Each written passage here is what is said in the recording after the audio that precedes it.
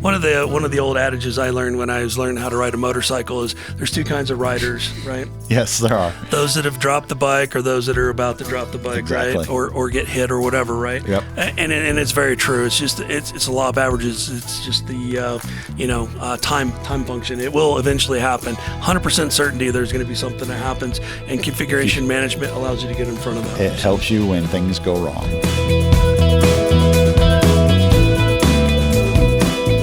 Hi, I'm Eric. I'm Mike. And welcome to Cyber Sitrep. Got it again. Finally. We're keeping track of how well we synchronize that, and Probably it's about 50%. no less than that, my Okay, friend. well, It's not good. terrible. But we can only go up, right? That's Hopefully. right. Hey, when you're at the bottom, there's only one direction to go. That is true, but we're not at bottom. We've gotten it right a couple times, so It's near enough. I know, no pressure, right? No Okay. pressure. No so, Mike, pressure. what's our topic today? What are we talking So today about? we're going to be discussing configuration management for fun and profit. Woohoo! Fun and profit. That's right.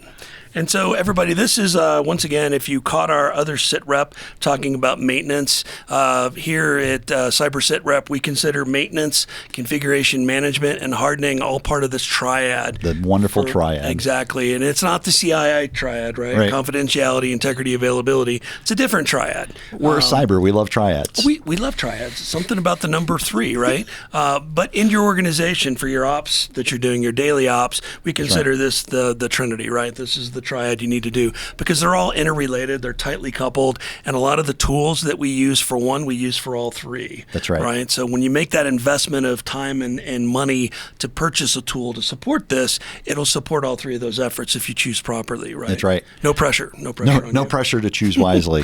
All right. So, Mike, let's start off like we did Right. previously. Why do we need configuration management in our organization? Well, how are my computers built? What happens when one dies? How do I make it back? Exactly, right. And people seem when we say that to people, they look at us like, and a light goes on, and they're like, I never thought about it from that point of view, right? And it's true. As humans, we take this for granted that we have this PC. It's got X number of programs on it. We don't remember all of them. We use the ones we need. The other ones are there. I was going to say, how many of you at home have a computer that you got with just Windows and Word, Excel, PowerPoint on it, and that's it? You use nothing else. The basic load. Exactly. Nobody. No one ever, right?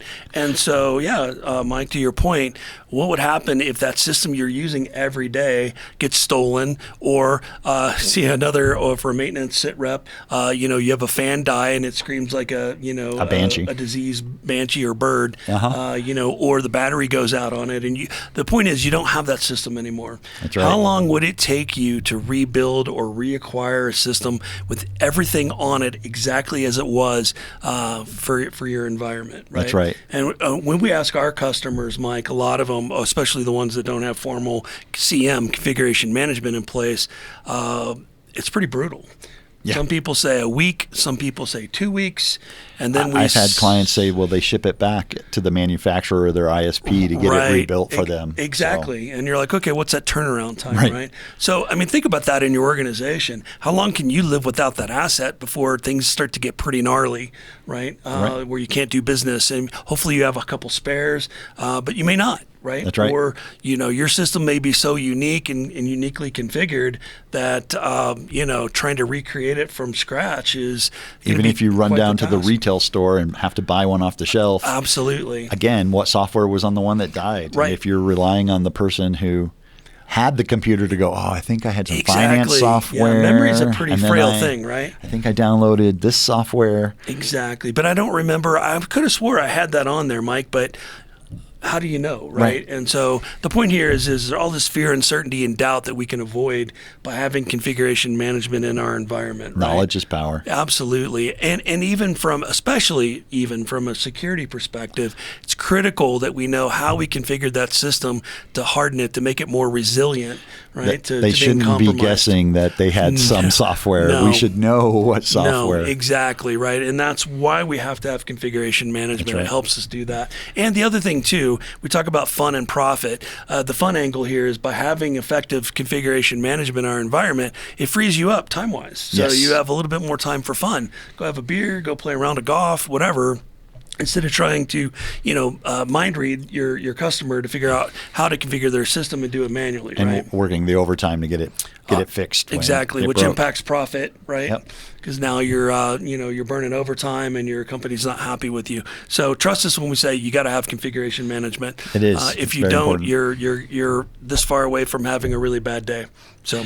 All right. When things die, that's when you know. Exactly. And so proactive versus you're reactive. You're going to live right? it one way or another, right? Yep. One of the old adages I learned when I was learning how to ride a motorcycle is there's two kinds of riders, right? Yes, there are. Those that have dropped the bike or those that are about to drop the bike, Exactly. right? Or get hit or whatever, right? Yep. And it's very true. It's just it's a law of averages. It's just the time function. It will eventually happen. 100% certainty there's going to be something that happens, and configuration management allows you to get in front of that. It helps you when things go wrong. It does, absolutely. All right, so with that, Mike, where do we start with configuration we're gonna management? have to do that thing we were talking about with maintenance. We're going to have to do an inventory. Complete inventory, That's that right. dirty I word, right? Yeah, we want to know what software is where on what. Yeah. What systems have what kind of software. Right. So, like model of your laptops, model of your desktops. That's right. So that way you can look up, is there BIOS updates for those? Are there Exactly. firmware patches? Are there driver updates for the hardware, right? Right. What operating system, what software is residing on the system. Exactly. Absolutely.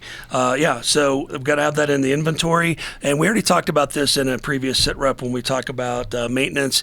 But this inventory system you're using, whether it's a spreadsheet or a tech tool that you're using, right, an automated product, you need to have lots of different categories here, right? That's right. Lots of fields. Make it as sounds painful, make it as big as it needs to be, use that as your source of truth, right? That's right. Speaking of sources of truth, we also need to leverage, from a security point of view, those configuration management sources we use from a hardening perspective. That's right. So if you're using the Center for Internet Security benchmarks, which we're going to have another Sitrep on hardening, we're going to go more in depth on this, I promise. You need to have those in there, what they are, what platform they're for, what the version of it was, That's the right. date. So you know, if I need to recreate that benchmark manually, I can go back and look at that date, have that benchmark in my stored files, and now I can go through it manually one by one. What controls did you meet and didn't meet by policy? Exactly right. Yep. Same thing with if you're going to be on the government side like we are, the Defense Information Systems Agency, DISA. They have STIGs, Security Technical Implementation Guides. Right, STIGs. Too many acronyms, I know. Just rewind, play it through again. So we have the DISA STIGs as a source of truth. That's right. Commercial is CIS, Center for Internet Security. The other thing to remember when you're setting this up for configuration management from a security point of view is we want to use these two principles, right? That's right. Principle of least privilege. Don't give people privilege. Unless and the they need principle of the least functionality. Right. What's the minimum loadout people need to be effective in their job, and not give them all kinds of pathways to distraction and if they don't need to evil-doing. Download music and play music on their laptop, don't allow them to have music playing software and once on their again, laptop. Don't throw any hate, because I've come around on this, but in the old days when we were in the government, we had to disable all that. We even had to remove the Microsoft games off the system.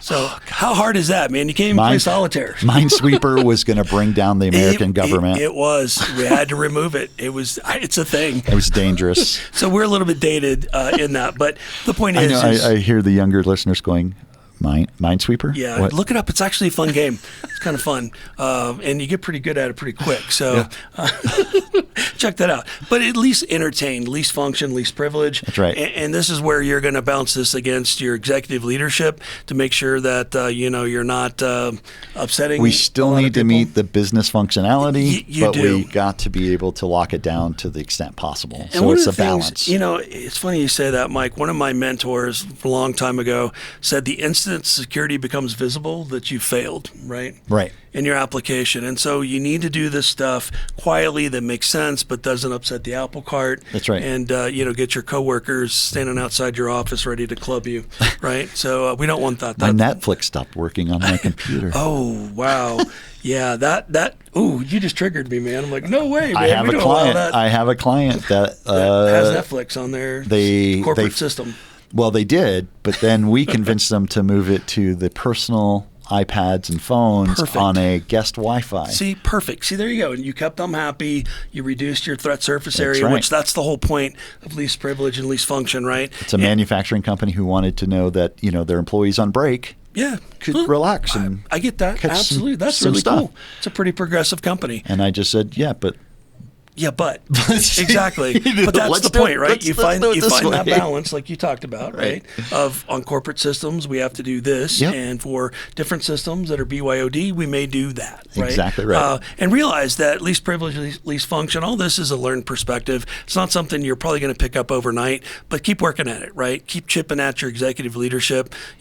Find that balance, and when you do, this will go much easier for you. They don't need to be admins in your system. No, well, and that's another point, right, that we need to think about is, does everybody need to have admin privilege, right? That's right. Or does no one need admin privilege, right? And there could be, we've got multiple customers. Some customers say, no, absolutely, we don't need admin privilege. Only our security team and our system administrators do. That's right. Take it away from everybody. Okay, great.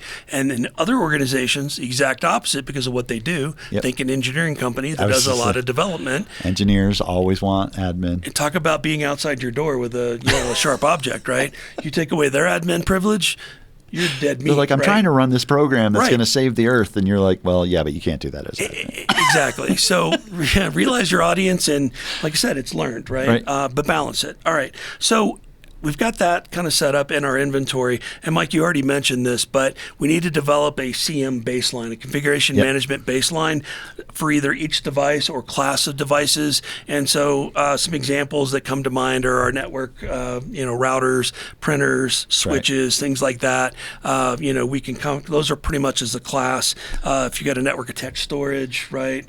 What about PCs themselves, systems? I would say I would base it on the type of system. If you got a bunch of Dells and a bunch of HPs, then you have a Dell list and an HP list because they have different firmware, different. Totally agree. Yeah. And then I think you could overlay on that function of the person using it, right? Absolutely. So, if you're really small and then this won't really apply to you, but let's say you have executives, right? You have C-level officers, you have engineering, you have separate finance, you're a fairly decent sized company. That's right. They may need different builds for their function. Most departments would require some specific software for that department. Absolutely. So you might as well include it. Right. And it may, there's a very good chance that that type of software may require some permission changes to the underlying operating system that the other systems don't need, right? And we don't need everyone to have the finance software. Absolutely not, because that's pretty expensive stuff. Same thing with engineering, CAD, all that stuff. Very, very high dollar software. Not everybody needs access to it. So the point is as long as you have a baseline for each of those build types, you're good to go, right? That's right. Because once again, the point is if you need to, you can blow the dust off of that baseline, whether it's digital or in this case analog on a piece of paper. You can look at that and go through everything on there and get that system back to exactly what it's supposed to be. I would also say though, don't go too far and have a million different baselines. There's that too. Per every computer you have. Try to then get similar to similar and make it work. Absolutely. If you can get away with one build, more power to you. Exactly. If you come up with a handful, more power to you. Beyond that, you start to lose that economy of scale, right? That's right. That's a really good point. Yeah, you can go the other way as well. Right. We already talked about user privilege. The key here is with the baseline is that it has to be documented, right?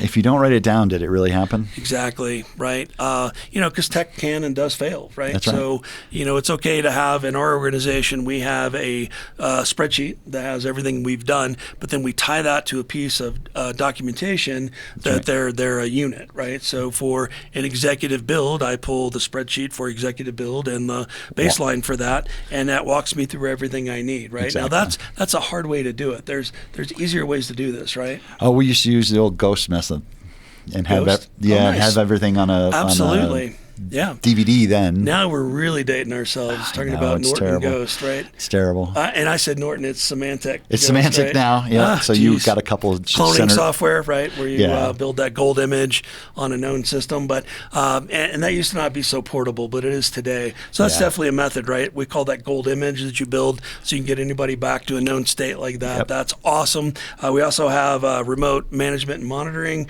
software suites out there that allow us to monitor the state of the systems, look to see what's been configured, and verify if it's changed or not, right? That's right. And depending on how powerful you want to go, you can have it revert things that have been changed. So if you have a naughty engineer, for example, that decided to change some of the security settings for, let's say, Secure Shell, not that this has ever happened in real life, Never. nudge, nudge, wink, wink, and your RMM solution detects that, and then it resets it to the proper value, then you have that engineer outside your office with a pointy stick, and you have a bigger pointy stick, because now you have an audit log, right, from that tool saying, hey, you changed it to this on this date, and you weren't supposed to do that. That's right. So if you need a change, you got to ask for it. Exactly, which brings us to the testing. Testing, right? We test the baseline to make sure it's working. But as far as our tracking changes, right? More documentation. It is documentation, but we can leverage some technology as well, right? That's right. But how would you guys feel? You spend all this time and effort setting up these awesome baselines only for things to drift, people to install stuff behind your back, you not knowing about it, and then you find out after the fact with your tools or your manual review, which, you know, Netflix we're going to talk about playing. reviewing. Right, exactly. You walk by an engineer, I'm not picking on engineers, you walk past an employee system, I am picking on We're engineers. picking on engineers. Totally. You deserve it. You know you do. And you see Netflix playing, and you're like, wait a minute. That's not on our approved software list. That's right. What the heck is that doing on there? And how did they get it on there?